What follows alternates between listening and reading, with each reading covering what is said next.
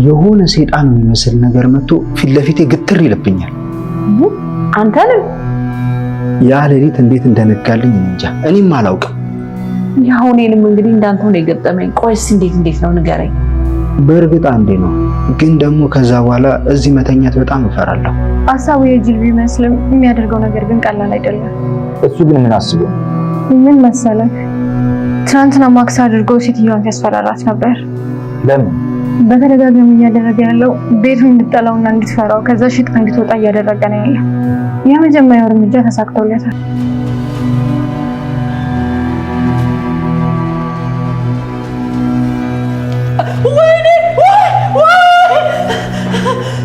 ወይኔ ጉዴ! ወይኔ! ምንድን ነው? አየሁት። ምኑን? ሰይጣኑን። በቃ ተረጋጊ። ለምን ተረጋጊ የምትለኝ? እንዴት ልረጋጋ? እያየሁት እንዴ! ይሁን ያለው አይደል እንዴ? ምን አለ? እኔ እሱ ምን አውቃለሁ?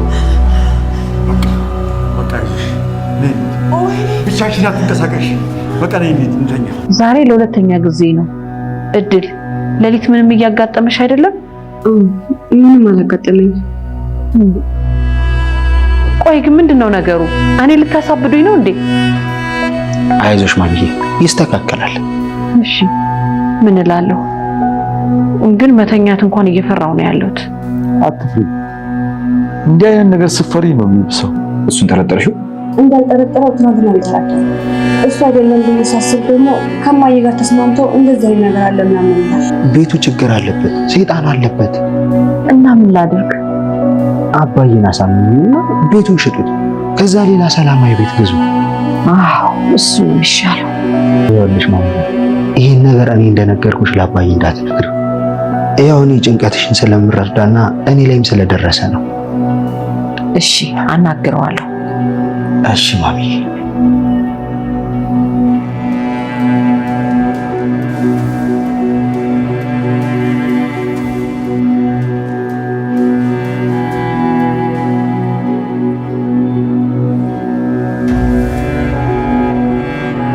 ናቲ እንደለመደው የአባዬን ሚስት ለማስደንገጥ እየሄደ ከኋላ በእጅ የያዘው ሰው ማን ነው ብለን ስናይ በእርግጠኝነት ሊሆን የሚችለው ተመስገን ነው ማለት ነው። ቲና ይሄንን ነገር ለተመስገን ነግራው ነበር። ሌሊት ላይ ማስክ እያደረገ የአባዬን ሚስት እያስፈራራት እንደሆነና እድልም ይሄንን ነገር ደግማለታለች ማለት ነው። ትላንትናም ይሄ ነገር ተፈጥሮ ነበር።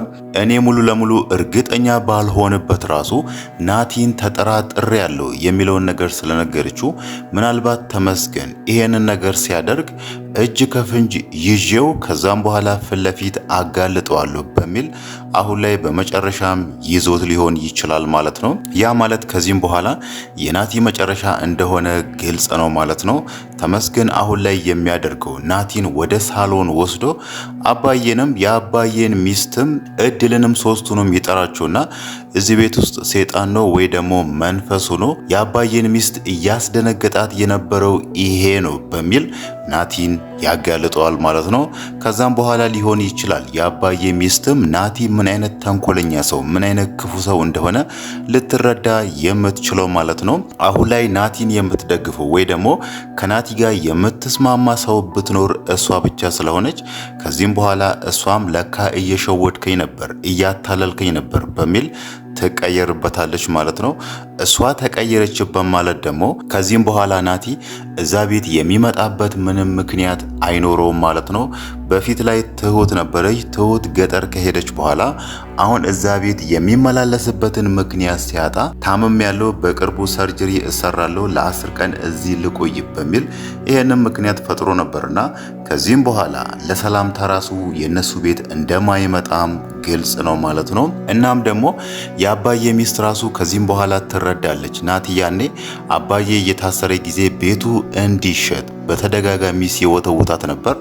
አሁን ደግሞ እዚህ ቤት ውስጥ መንፈስ አለ በማለት ራሱን ለውጦ ፊቱ ላይ ማስክ አድርጎ እሷን እያስደነገጣት መክረሙ ምን ያህል ቤቱ እንዲሸጥ እንደፈለገና በእጀ ዙር ደግሞ ቤቱን ሊቀማቸው እንደሆነ እሷም ትገነዘባለች ማለት ነው።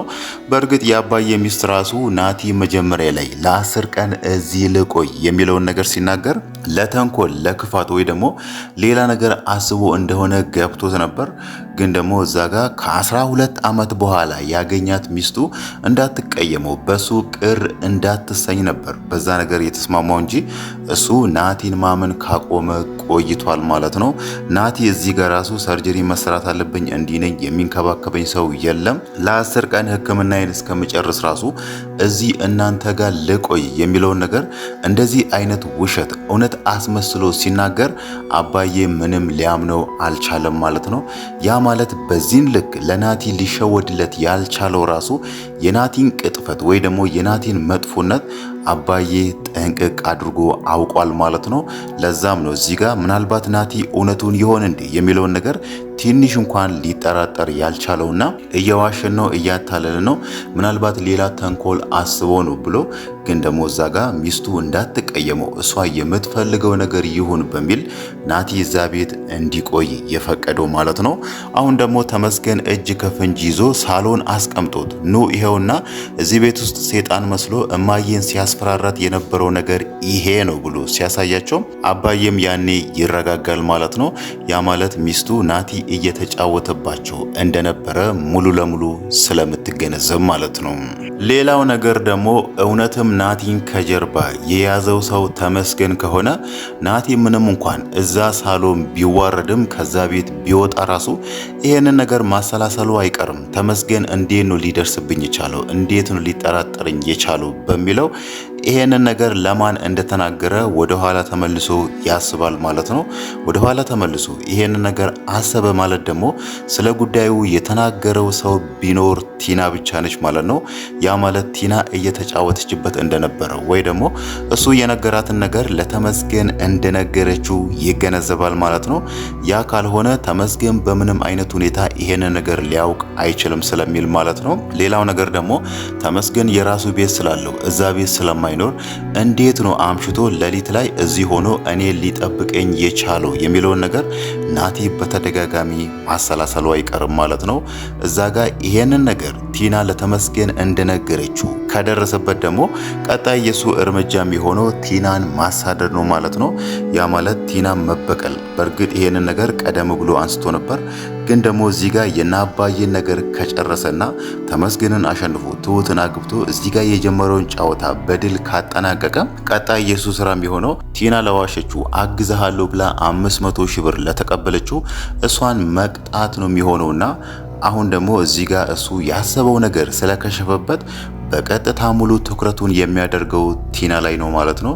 እሷን ተከታትሎ እሷ ስለምትሰራው ስራ አወቀ ማለት ደግሞ የቲና መጨረሻ መሆኑ አይቀርም ማለት ነው።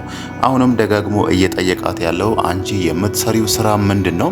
እኔም አብሬሽ ልስራ፣ አንቺ የምትሰሪው ስራ ለወንድ አይሆንም እንዴ የሚለው ነገር እየጠየቃት ነበር።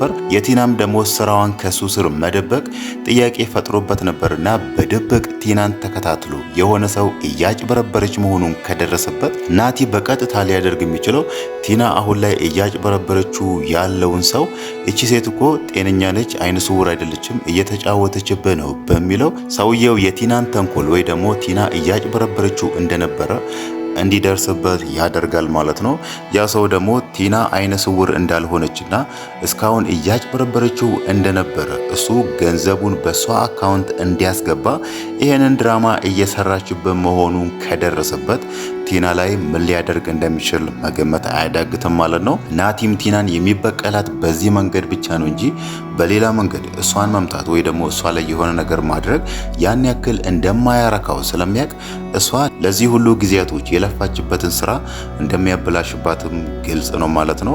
በእርግጥ ቲና ራሱ አሁን ላይ እየሰራች ያለችው ነገር ስራ ሳይሆን ምንም እንኳን ያ ሰውዬ ገንዘቡን በህገ ወጥ መንገድ ቢያመጣም የእሷ ደግሞ ከሱ ማጭበርበር ሌላ አደጋ ያለው ነገር ወይ ደግሞ ወንጀል ልንለው የምንችለው ነገር ነው ማለት ነው። ሰውየው አሁን ላይ በህገ ወጥ መንገድ ያመጣውን ገንዘብ ነው እኔ ላይ ይደርሱብኛል ወይ ደግሞ እኔን ከተጠራጠሩኝ አካውንቴ ውስጥ ይሄን ያክል ገንዘብ ከተገኘ እኔ እታሰራለሁ፣ እጋለጣለሁ በሚል ነበር ትክክለኛ ሚስቱን እዛ ጋር አስቀምጦ ሌላ ሰው ቲናን አምጥቶ ገንዘቦችን በሷ አካውንት እያስቀመጠ ያለው ማለት ነው።